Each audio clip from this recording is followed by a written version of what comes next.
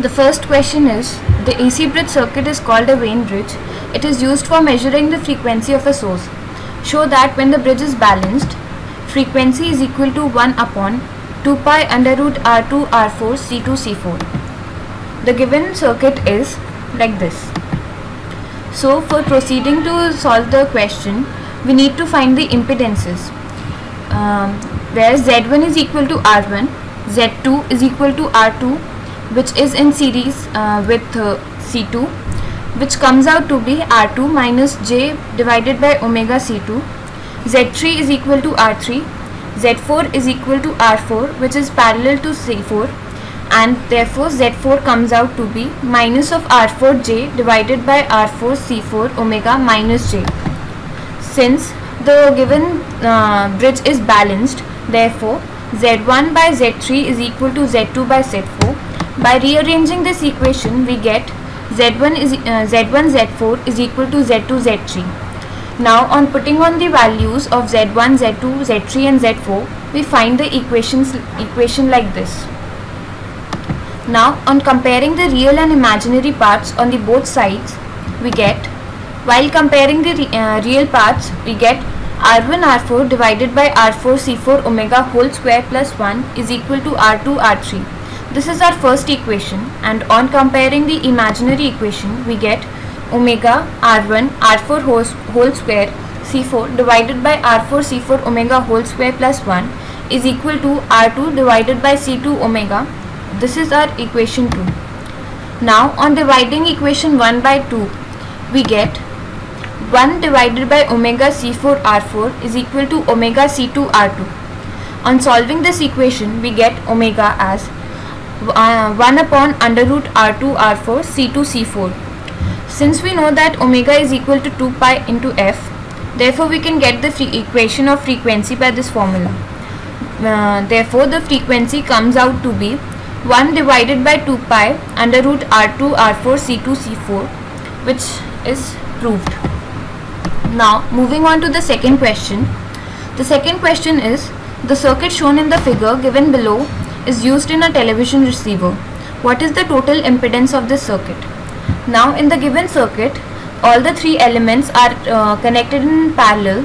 So instead of finding the impedance directly, we will first find out the conductance. So the conductance turns out to be 1 divided by 240 plus 1 divided by 95J plus 1 divided by 84 minus J. Therefore the Y comes out to be 4.167 plus 1.4J whole multiplied into 10 to the power 3. Since we know that impedance is the inverse of the conductance, therefore Z is equal to 1 by Y. Therefore we can get the value of Z by getting the inverse of conductance, which turns out to be 227.48 angle 18.57 degree ohms. Now moving on to the third question. The network in the given figure is a part of schematic describing an industrial sensing device. What is the total impedance of the circuit at the frequency 2 kHz? In this question, we have been given the frequency, which is 2 kHz. Since we know the relation between frequency and omega, therefore omega can be written as 2 pi f, which is equal to 4 pi k radian per second. Now we can calculate the impedances as Z1 is equal to R1, which is equal to 100 ohms, Z2 is equal to XL plus R2, which is equal to J omega L plus R2, which is 80 plus 40 pi J ohms. Z3 is equal to XC plus RC, which is equal to 50 minus 39.81 J ohms. Therefore since all the impedances are in parallel, therefore the total impedance Z, 1 upon Z is equal to 1 upon Z1 plus 1 upon Z2 plus 1 upon Z3. 1 upon Z1, on putting the values of Z1, Z2 and Z3, we found that 1 upon Z1 is equal to 0.0261 angle 8.97 degree. Therefore Z turns out to be 38.21 and angle with the angle minus 8.97 degrees ohms. Now moving on to the fourth question.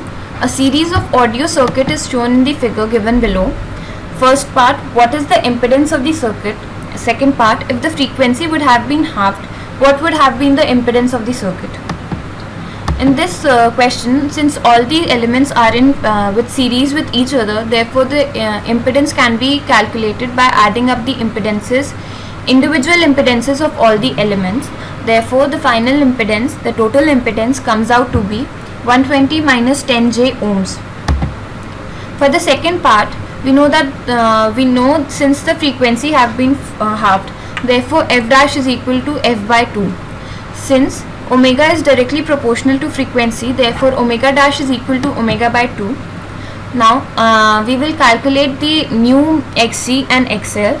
We know that xc is inversely proportional to omega and xl is directly proportional to omega.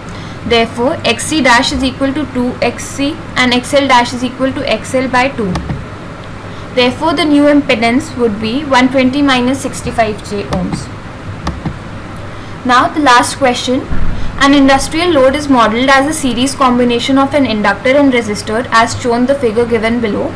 Calculate the value of the capacitor C across the series combination so that the net impedance is resistive at the frequency f is equal to 2 kHz. For this question, we have been given the frequency, which is equal to 2 kHz, and we know the relationship between omega and f. Therefore omega is equal to 2 pi f, which is equal to 4 pi kilo radians per second. Now while calculating the total impedance, we move as xc is parallel to the series combination of R and XL. So we calculate the total impedance by the formula, by this method, and we get the equation like this. Now to have the resistive impedance, we know that the imaginary part of impedance must be 0. Now we take the impedance part of the 0 and we get the equation like this. Now we further solve this equation and finally we get the equation as omega square L square plus R square is equal to L by C. Now what we need to do to find C is just to rearrange this equation, and thus we find out that C is equal to L by omega square L square plus R square. Thank you.